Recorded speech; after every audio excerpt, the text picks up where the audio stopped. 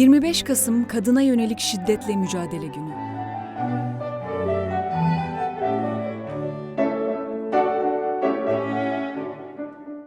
...2019'un 25 Kasım'ına yaklaşırken... cinsel istismar suçunun infazına ilişkin af talebi yine kapıda gibi görünüyor.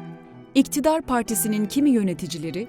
nafaka ve küçük yaşta evlendirilen çocuklarla ilgili düzenlemelerin... yargı paketine eklenmesini talep ediyor. İddiaya göre... şikayet olmaması ve aradaki yaş farkının onu geçmemesi koşulunun eklenmesi üzerinde duruluyor.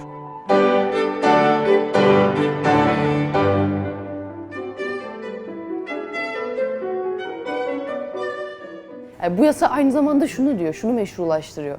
Buna sebep olan kişinin hiçbir suçu yoktur diyor. Bunu meşrulaştırıyor. Şöyle bir boyutu da var. Kız çocuklarına çok ağır bir yük yüklüyoruz biz burada. O kız çocukları erken yaşta anne olacaklar ya da düşük yapacaklar ya da doğum yaparken ölecekler.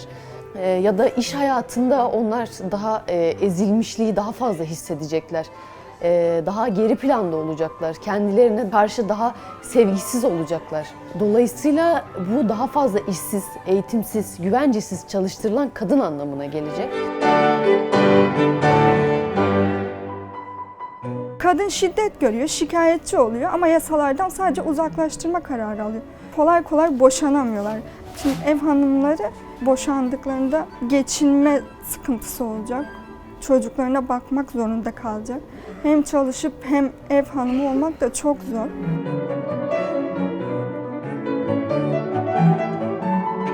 Bence Türkiye'de kadınların pek bir önemi yok. Değer verilmiyor kadınlara.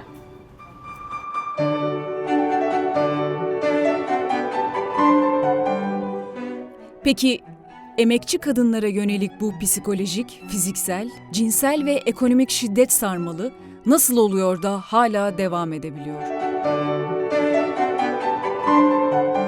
Şey dedi işte, işsizlik varmış, çok normal, her üniversite bitiren iş sahibi olacak diye bir şey yok ki. Başkası çıkıp da diyor ki kadınlarla erkeklerin aynı iş yerinde çalışması fitnedir, fesattır.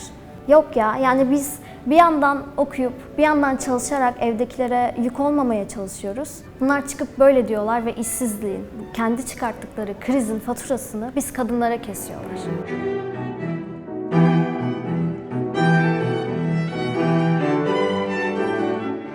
Bugün bu ülkede her gün muhtemelen bir kadının öldürülmüş olma ihtimalini biliyorum.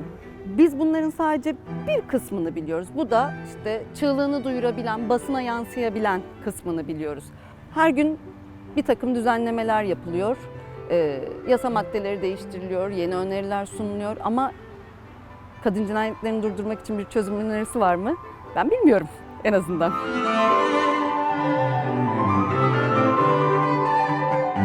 Kadınlara pembe otobüs düşünen, böyle bir şey tasarlayan zihniyetin kılık değiştirmiş olanları var. Kadını o otobüse şoför kılığında sokuyor. Ne kadınların taciz görmesini engelleyecek olan şey apayrı bir otobüse binmeleridir. Ne kadının mış gibi görünmesi bu işi engelleyecek bir şeydir. Hiç kimse benden, bizden bununla sakinleşmemizi beklemesin. Gerçekten çalışan insanlar iş yerlerinde şunu görüyorlar. Mobbing var, sömürü var ve berbat çalışma koşulları var. Ben çalışma hayatına girdiğimde şunu çok iyi gördüm. Yani bize dayattıkları işler ve bütün bu uygulamalar topyekün hepsi aslında birer saçmalıktan ibaret.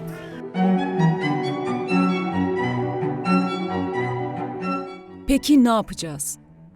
Kadına yönelik her türlü şiddet, sömürü düzeninin bir ürünüdür. Bugün patronların düzeni, eşitsizliği her daim kendi çıkarları doğrultusunda kullanmak için besliyor. Makyaj yapan kadına kaportası bozuk deyip makyaj malzemesi patronuna kardeşimiz diyen de, verilmeyen hakları için direnen emekçiye grevi yasaklayan da aynı düzen. Bu düzenin tek çıkışı ise, tüm bunlara rağmen pes etmeyenlerin, düzenin değişeceğine inananların bir araya gelmesiyle olacak. Biz komünist kadınlar sahte projelerin hepsini çöpe atmak için bir araya geliyoruz. Çünkü biz onların istedikleri gibi şiddet ya da işsizlik verilerinin birer parametresi değiliz. Biz her yerdeyiz. Gelin hep beraber özgürce sokaklarında dolaşacağımız ve kahkahalar atacağımız bir ülke kurmak için bir araya gelelim, örgütlenelim. Komünist kadınlar gericilik yerine aydınlanmacılığın, haksızlık yerine adaletin ve eşitliğin hüküm süreceği sosyalist düzeni kurmak için biz hazırız diyor. Komünist kadınlar, bu ülkenin kadınlarını yalnızlık ve çaresizliklerine bir son vermeye, sosyalizmi kurmak için örgütlenmeye çağırıyor.